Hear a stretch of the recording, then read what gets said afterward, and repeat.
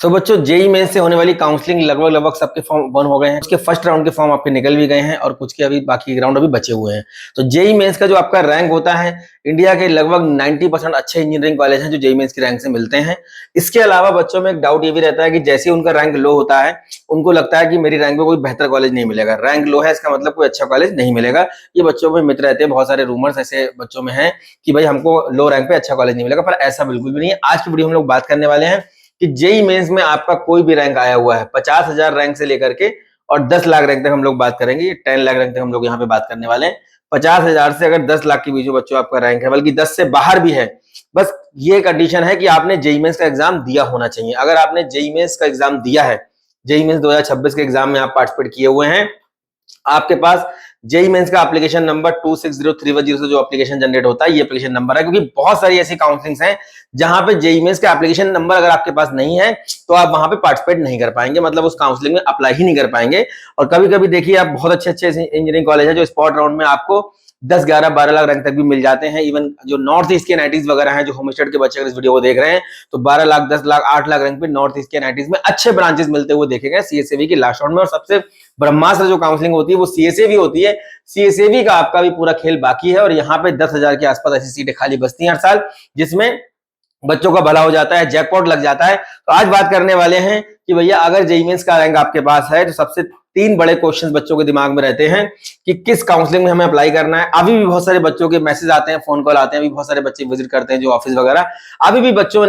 अभी भी काफी सारे बच्चों ने काउंसलिंग में अप्लाई नहीं किया, या तो अप्लाई किया हुआ है तो उनकी रैंक के अकॉर्डिंग उनको वहां पे कुछ मिल नहीं रहा। अब 5 लाख रैंक वाला बच्चा एचबीडीयू का फॉर्म भर रहा है, 5 लाख रैंक वाला बच्चा ट्रिपल एम गोरखपुर का फॉर्म भर रहा है, फिर बोलता है सर मैंने यूट्यूब पे देखा कि 5 लाख पे ट्रिपल एम गोरखपुर एचबीडीयू मिल रहा है। देखिए 5 लाख रैंक पे ट्रिपल एम गोरखपुर एचबीडीयू मिल रहा है, पर अभी आपको वहां पे अप्लाई करने की जरूरत नहीं है।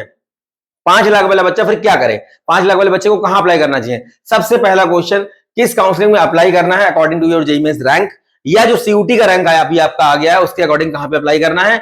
इसके बाद कौन कौन से कॉलेज फिल करने हैं आपको। आप जिस भी काउंसलिंग में अप्लाई कर रहे हैं उस काउंसलिंग में अप्लाई करने के बाद आपको कौन सा कॉलेज मिलेगा, ये टोटली डिपेंड करता है कि आपने अपनी काउंसलिंग में कौन कौन से कॉलेज फिल कर रखे हैं। बहुत सारे ऐसे बच्चे हैं जो बहुत नीचे नीचे लेवल के कॉलेज फिल कर देते हैं। अभी जैसे हरियाणा काउंसलिंग हुआ, हरियाणा काउंसलिंग में एक इन्वायरमेंटल एनर्जी करके एक ब्रांच अभी नया जो है वहां पे आया हुआ है, ये डी क्रस्ट के अंदर।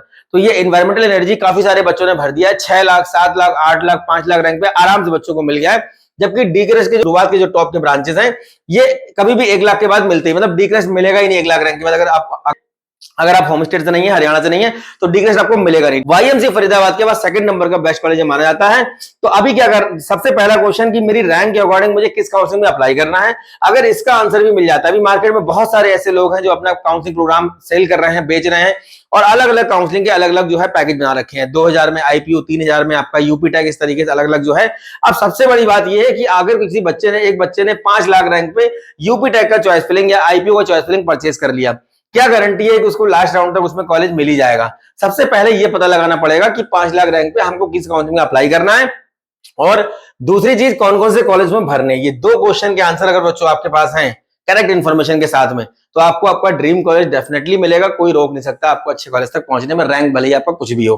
उसके बाद तीसरा क्वेश्चन आता है कि कॉलेज आपको कब मिलेगा। अब ये बड़ा डिफिकल्ट टास्क रहता है, इसमें बच्चे बहुत पैनिक होने लगते हैं कि राउंड 1 हुआ कॉलेज नहीं मिला, राउंड 2 हुआ कॉलेज नहीं मिला, राउंड 3 हो गया कॉलेज नहीं मिला, राउंड 4 भी हो गया। किसी किसी काउंसलिंग में 2 राउंड होते हैं, किसी किसी में 3 होते हैं, किसी किसी में 4 होते हैं, किसी किसी में 5 राउंड होते हैं, किसी किसी में 2 राउंड होने के बाद बाकी स्पॉट राउंड होते हैं। तो अभी मैं आपको थोड़ा सा एक आंकड़ा बता दूं कि जो जोसा काउंसलिंग बच्चों अभी हुई है, तो जोसा काउंसलिंग जो भी आपका हुआ है, जोसा काउंसलिंग में राउंड 1 का जो रिजल्ट आया हुआ है, राउंड 1 का जो रिजल्ट आया है, इसमें अगर हम लोग एनआईटी की बात करें, एनआईटी मिजोरम है, मणिपुर है, नागालैंड वगैरह है, ये 30 से 35,000 रैंक पे, 30 to 35,000 रैंक पे ये सीएस ब्रांच अभी आपको मिला हुआ है।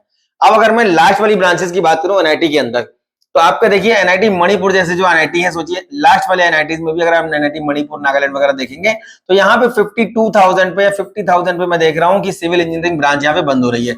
अब प्रॉब्लम ये है कि अभी तो राउंड का रिजल्ट आया हुआ है, 52,000 रैंक पे सिविल इंजीनियरिंग मिल रहा है, ये मैटर नहीं करता है 52,000 रैंक पे सिविल इंजीनियरिंग भरने की जरूरत क्या थी। क्वेश्चन अभी ये आता है कि बच्चे ने सही गाइडेंस के साथ में चॉइस फिलिंग नहीं की थी, कि जो चॉइस फिलिंग आपने जोसा में कर दिया है वो तो अब बदलेगा नहीं। तो अभी फिलहाल मोटा मोटा ये मान लीजिए कि लगभग 30 से 35,000 रैंक वाले बच्चों को सीएस ब्रांच मिल गया है। इसके अलावा जो लास्ट वाले ब्रांचेस हैं ये भी आराम से 50, 60, 70 हजार रैंक तक आराम से बच्चों को मिल गए। अब प्रॉब्लम ये है कि जिन बच्चों का रैंक 50, 60, 70 हजार के बाहर निकल गया है, किसी का रैंक मान लीजिए 1 लाख है, 2 लाख है, 3 लाख है, 4 लाख है, 1 लाख रैंक से लेकर के और 10 लाख के बीच में, तो देखिए अभी जिन काउंसलिंग के फॉर्म बच्चों अभी आपके निकल गए हैं उनके कुछ राउंड अभी आपके नेक्स्ट राउंड होने वाले होंगे, उनमें आप अप्लाई कर सकते हो। तो देखिए बच्चों, एचबीटीयू की डेट आपकी ओवर हो गई है, ट्रिपल एम गोरखपुर की डेट आपकी ओवर हो गई है। इन दोनों ही काउंसलिंग में जिन बच्चों ने अप्लाई कर रखा है, मतलब जिनका हमने अप्लाई किया हुआ है, जिन बच्चों का रैंक 1.5 लाख के बाहर है उनका हमने अप्लाई नहीं किया, उनका स्पॉट राउंड में अप्लाई करेंगे। अब यहाँ पे इसके अलावा देखिए यूपी टेक का जो है अभी आपका चल रहा है, यूपी टेक कर सकते हैं। आईपीयू का भी आपका चल रहा है, आईपीयू की चॉइस फिलिंग जो है जिन बच्चों ने कर दी है। इसके अलावा आपका रीप राजस्थान का एक राउंड अभी आपका शायद हो गया है, और इसके बाद आपका हरियाणा जो काउंसलिंग आपकी होती है, हरियाणा काउंसलिंग होती है HSTES के नाम से। इसके अलावा उत्तराखंड काउंसलिंग के भी आपके 2 राउंड हो गए। तो देखिए काउंसलिंग तो आपकी बहुत सारी हो रही है, पर किस रैंक पे अप्लाई करना है। देखिए यहाँ पे अगर आप यूपी टेक में अगर होम स्टेट कोटे से आप बिलोंग करते हैं या दिल्ली में होम स्टेट कोटे से बिलोंग करते हैं, तो होम स्टेट कोटे में अगर आप ब्रांच से कंप्रोमाइज कर सकते हैं, मान लीजिए मैकेनिकल, सिविल, केमिकल, इलेक्ट्रिकल जैसी ब्रांचेस आप ले सकते हैं। आप 3 से 4 लाख रैंक के बीच में 5 लाख तक रैंक है, आराम से आप अपना फॉर्म फिल कर दीजिए।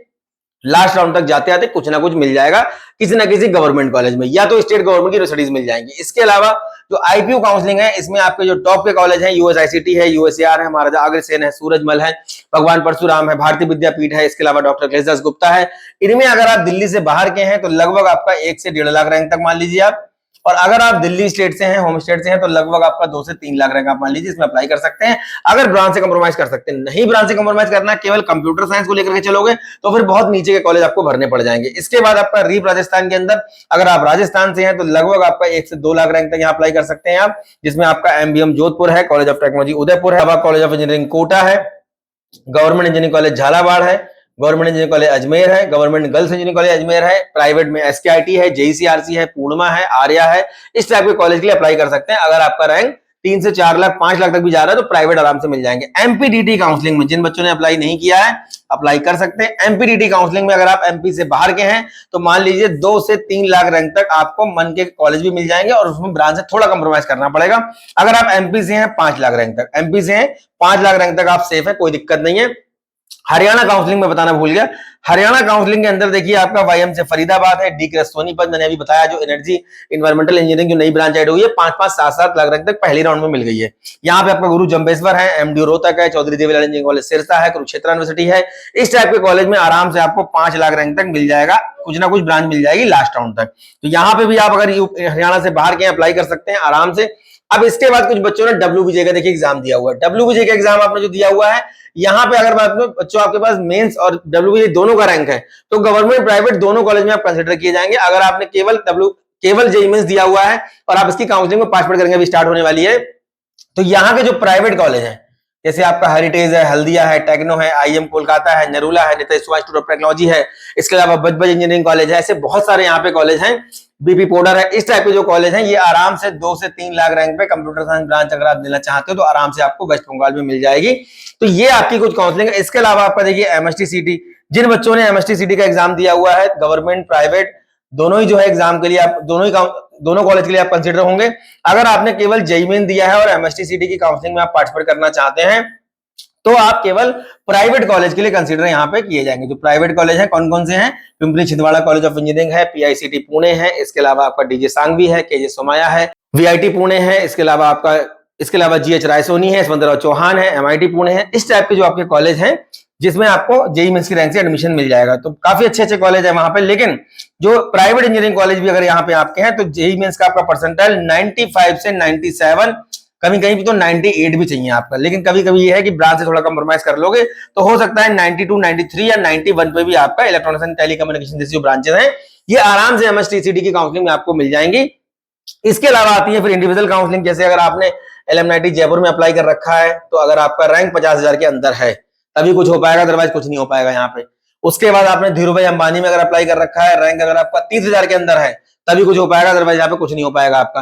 अगर आपने ट्रिपल आईटी बैंगलोर में अप्लाई कर रखा है और अगर आपका रैंक 15,000 के अंदर है तभी यहाँ पे कुछ भला होगा, अदरवाइज यहाँ पे नहीं होगा भला। तो ये बहुत टॉप रैंकर वाले बच्चों के लिए जिन्होंने अप्लाई कर रखा होगा ट्रिपल आईटी, इंक्लूडिंग आपका ट्रिपल आईटी हैदराबाद भी आपका 4 से 5 हजार बंद हो जाता है। नेशनल फोरेंसिक साइंस यूनिवर्सिटी के बारे में बच्चे बहुत पूछते रहते हैं कि सर ये जो है कट ऑफ क्या इसका जाएगा। एक राउंड का रिजल्ट इसका आ गया है नेशनल फोरेंसिक साइंस यूनिवर्सिटी का। ये मान के चलो कि मेन कैंपस 94, 93, 95 में आराम से मिलेगा। जो बाद वाले इनके दिल्ली वगैरह कैंपस हैं ये भी आपको 85 से 90 के बीच में मिल जाएंगे। National fire safety institute Nagpur, ये आपका कॉलेज है आपका फायर सेफ्टी का, नागपुर के अंदर है। इसके बारे में बच्चे पूछते रहते हैं। निफ्टम सोनीपत का फॉर्म अभी निकला हुआ है, इन्होंने अपनी डेट निकाल दी है, बढ़ा दी है इन्होंने आगे, और ये इन्होंने लिखा हुआ है कि 5 लाख के अंदर अगर आपका रैंक है तो आप आराम से यहाँ पे अप्लाई कर सकते हैं। तो ऐसे बहुत सारी काउंसलिंग, बहुत सारे कॉलेज हैं। अब आती है आपकी काउंसलिंग, देखिए यहाँ पे जैक चंडीगढ़। अब जैक चंडीगढ़ जो काउंसलिंग है, जैक चंडीगढ़ में अभी आपका चॉइस फिलिंग 4 जुलाई से स्टार्ट हो जाएगी। 4 जुलाई से जो चॉइस फिलिंग आपकी स्टार्ट होगी, इसमें अगर आपका रैंक 40,000, 50,000, 60,000 तक है तो यूआईटी चंडीगढ़ में आपका कंप्यूटर साइंस। अगर यूआईटी होशियारपुर में जाना चाहते हैं तो लगभग 1.5 से 2 लाख रैंक तक अच्छे ब्रांचेस मिल जाएंगे। लगभग 2 से 2.5 लाख रैंक तक डॉक्टर एस भटनागर में आपको केमिकल मिल जाएगा। फूड टेक्नोलॉजी 5 से 7 लाख रैंक तक आराम से मिल जाता है। और बायोटेक वगैरह जो यूआईटी चंडीगढ़ का है, ये भी कभी कभी 5 से 7 लाख रैंक पे, कभी कभी 10 लाख रैंक तक भी मिल जाता है। तो ब्रांच से कंप्रोमाइज कर सकते हैं, कोई भी रैंक चलेगा। ब्रांच से कंप्रोमाइज नहीं करना है तो 1.5 से 2 लाख रैंक पे सब कुछ यहाँ पे समाप्त हो जाता है। जैक चंडीगढ़ काउंसलिंग काफी अच्छी काउंसलिंग है, लेकिन 4 ही कॉलेज यहाँ पे पार्टिसिपेट करते हैं। अब आता है जैक दिल्ली, इससे बड़ा बच्चे जो है डिसअपॉइंटेड रहते हैं। तो जैक दिल्ली में पहले राउंड का रिजल्ट देख ही लिया होगा। हालांकि पिछले साल से कट ऑफ डाउन जा रहा है। जो ब्रांचेस 9-10 हजार पे बंद हो रही थी, इस बार 15-16 हजार तक जा रही हैं। जो ब्रांचेस 20-25 पे बंद हो रही थी, इस बार आपकी जो है 36-37 तक जा रही हैं। तो ये आपका जैक दिल्ली में डीटीयू, एनएसयूटी, ट्रिपल आईटी, आईजीडीटीयू, एक और नया कॉलेज ऐड किया गया है, दिल्ली स्किल एंटरप्रेन्योर यूनिवर्सिटी, ये आपका ऐड किया गया है। इसके भी 3-4 कई सारे कैंपस यहाँ पे हैं, अलग अलग कैंपस में अलग अलग ब्रांचेस हैं। ये इजीली बच्चों को मिल जा रहा है। लेकिन बाकी के जो पुराने इनके कॉलेज हैं, जो कैंपस हैं, डीटीयू, एनएसयूटी, ट्रिपल आईटी, आईजीडीटीयू, ये कैंपस के थोड़ा सा कट ऑफ डाउन जा रहा है, लेकिन इतना भी आसान नहीं कि आपको लाखों की रैंक में ये मिल जाएगा।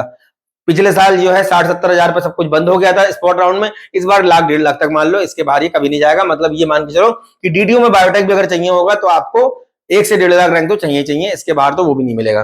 तो ये बच्चों हमारी काउंसलिंग है कुछ, जिसके हिसाब से आपको यहाँ पे अप्लाई करना है। अब बात आती है कि जोसा काउंसलिंग में कहां तक वेट करना है।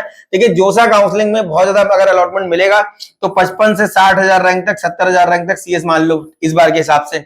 इसके अलावा जो लास्ट वाली ब्रांचेस हैं, पिछले साल 1,27,000 पे एनआईटी में लास्ट एडमिशन मिला है, इस बार आप 1.5 लाख मान लो एनआईटी में लास्ट एडमिशन हो जाएगा। तो ये आप मान करके चलो इसके आसपास जोसा का क्लोजिंग रैंक रहेगा। इसके बाद आप क्या कर सकते हो, इसमें आप सीएसए राउंड में चले जाओ। सीएसए राउंड में आप मान के चल सकते हो कि जो सीटें खाली बच जाती हैं उसमें आपको जीएफटाइज तो मान के चलो कि लगभग 5 से 7 लाख रैंक तक आराम से जीएफटाइज मिल जाते हैं। 5 to 7 लाख रैंक तक आराम से मिल जाएंगे। अगर नहीं मिल पा रहे हैं, 75% बोर्ड में आपका नहीं आ रहा है, तो क्या करेंगे, जीएफटाइज के डायरेक्ट फॉर्म भर दो। कौन कौन से जीएफटाइज डायरेक्ट फॉर्म आते हैं, जीजीयू बिलासपुर है, एसएम वीडियो कटरा है, निफ्टम सोनीपत आपका तमिलनाडु वाला कैंपस है, ये वाला कैंपस है। इसके अलावा ट्रिपल आईटी नया रायपुर भी अपना फॉर्म निकालता है अलग से।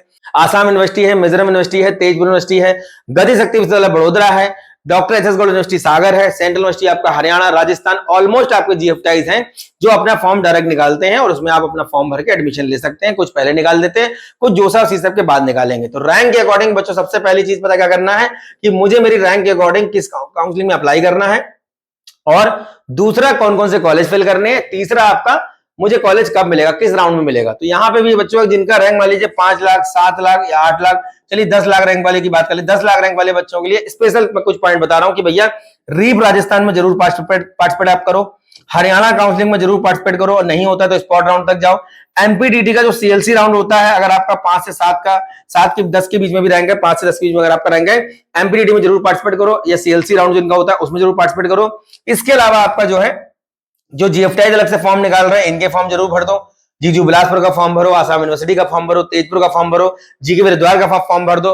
आराम से यहाँ पे कंप्यूटर साइंस ब्रांच मिल जाती है, लास्ट में सीटें बची रहती हैं। देखिए शुरुआत के राउंड में जितने भी टॉपर्स हैं, जितने भी अभी आप जेपी नोएडा वगैरह अगर रिजल्ट देखोगे तो जेपी नोएडा 50,000 रैंक वाले बच्चे को भी नहीं मिल रहा है, 40,000 वाले बच्चे को भी नहीं मिल रहा है। लेकिन अभी बाद में आप देखेंगे जैसे जैसे जोसा के राउंड 1, राउंड 2, राउंड 3 के रिजल्ट आएंगे, टॉप रैंकर बच्चे हैं वो एनआईटी ट्रिपल आईटी जीएफटाई में एडजस्ट होंगे, और वही सारी सीटें जब खाली होंगी तो उसके बाद क्या होगा, ये सारे कॉलेज आपको लो रैंक पे भी मिलेंगे। चाहे वो आईपीयू काउंसलिंग हुआ, चाहे वो आपका यूपी टेक हुआ, चाहे वो आपका एमपीटीटी हुआ, उत्तराखंड हुआ, राजस्थान हुआ, या हरियाणा, मध्य प्रदेश, जितनी भी आपकी काउंसलिंग चल रही है, सभी काउंसलिंग में आप ये मांग चलिए कि आपका 10 लाख, 5 से 10 लाख के रैंक बीच में अगर आपका रैंक है तो एक तो राजस्थान हो गया, एक हरियाणा हो गया, एक आपका एमपीडीटी हो गया।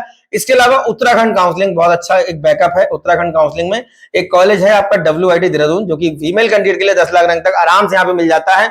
इसके अलावा आपका उत्तराखंड के अंदर जो और कॉलेज आपके चल रहे हैं, जैसे GB Pant engineering college Pauri Garhwal है, या जीबी पंत इंजीनियरिंग कॉलेज का जो main campus college of technology Pantnagar है, पंतनगर के अंदर इनके सबके जो डायरेक्ट वाले फॉर्म आते हैं, इनको आप जरूर भरें। और अगर आपका रैंक 1 लाख के बाहर निकल गया है तो इनिशियल राउंड में उम्मीद मत रखना कि बहुत अच्छा ब्रांच मिलेगा। स्पॉट राउंड में आप ये मान के चलो कि जो टॉप के ब्रांचेस रहते हैं उनकी सीटें बहुत कम खाली बचती हैं। तो कुल मिलाकर के आपको क्या करना, अगर आप ड्रॉप आउट हैं तो ब्रांच से कंप्रोमाइज करिए और स्पॉट राउंड में जाइए। इलेक्ट्रॉनिक्स से इलेक्ट्रॉनिक्स एंड वीएलएसआई जितनी भी आपकी ब्रांचेस हैं, इलेक्ट्रिकल के साथ में भी कई सारे स्पेशलाइजेशन आ गए हैं। मैकेनिकल जैसी ब्रांचेस को लेकर भी आप डिजाइनिंग में जा सकते हो। बहुत सारे बच्चों के अंदर दिमाग में मिथ रहते हैं मैकेनिकल से पढ़ के क्या फ्यूचर स्कोप होगा। आप मैकेनिकल का सर्च करिए एक बार जाकर के, सीसीएमटी की वेबसाइट है, कोप की वेबसाइट है, जाकर के देखिए कितने सारे रिसर्च के ऑप्शन है, कितने सारे आपके जो डोमेन आपके ओपन होते हैं आगे जाकर के एक एक ब्रांच के अंदर, चाहे वो आपका सिविल हुआ चाहे वो आपका मैकेनिकल हुआ, बहुत सारे ऑप्शन आपको मिलेंगे। डिजाइनिंग में जाने का बहुत अच्छा फील्ड है मैकेनिकल। तो मैकेनिकल तक आप कंप्रोमाइज करके आराम से जा सकते हैं। तो काउंसलिंग रिगार्डिंग बच्चों कोई दिक्कत, कोई डाउट, कोई क्वेरी अगर आपकी है, नंबर देकर संपर्क कर सकते हैं। इसके अलावा thementor.co.in हमारी वेबसाइट, इस पे जाकर संपर्क कर सकते हैं। इस पे आपको चैटबॉट बॉक्स मिल जाएगा, वहां पे जाके आप क्वेरी अपनी डाल सकते हैं। जितनी भी आपकी काउंसलिंग हो रही है, किसी भी काउंसलिंग रिगार्डिंग कोई डाउट, कोई क्वेरी है, आपका बारकोड दिया हुआ है, स्कैन कर सकते हैं। इसके अलावा जो मेंटर्स प्रोग्राम है उसको आप ज्वाइन कर सकते हैं। और नियर बाय प्लेसेस से हैं तो लखनऊ, कानपुर, दिल्ली, रुड़की में हमारे सेंटर है, यहाँ पे आके कंसल्ट कर सकते हैं। तो इसके अलावा बच्चों कुछ और काउंसलिंग, जैसे आपका जामिया का फॉर्म ओवर हो गया, बच्चे पूछते रहते हैं। इसके अलावा दिल्ली यूनिवर्सिटी का अपना जो फॉर्म आता है फैकल्टी ऑफ टेक्नोलॉजी के लिए, राष्ट्रीय रक्षा यूनिवर्सिटी का फॉर्म ओवर होगा। जो फॉर्म आपके ओवर हो गए हैं उनको अभी आप स्पॉट राउंड तक वेट करिए। स्पॉट राउंड में सबके फॉर्म फिर से निकलेंगे, बस थोड़ा सा पेशेंस रखना है। जैसे आपकी रैंक कम हो जाती है, आपको थोड़ा टाइम लगता है, लाइन में अगर पीछे लगे हुए हैं तो आपका नंबर बाद में आएगा, लेकिन आएगा जरूर। अच्छा कॉलेज मिलेगा, ड्रीम कॉलेज मिलेगा। बस आपको पेशेंसफुली करना क्या है कि काउंसलिंग करना है, सही रोड में सही गाइडेंस, एक अच्छे काउंसलर और मेंटर के साथ में। उम्मीद करता हूं जो इन्फॉर्मेशन मैं प्रोवाइड कर रहा हूं कहीं ना कहीं आपकी काम आती होगी। नेक्स्ट वीडियो में मिलेंगे अच्छे टॉपिक के साथ। तब तक धन्यवाद, थैंक यू वेरी मच।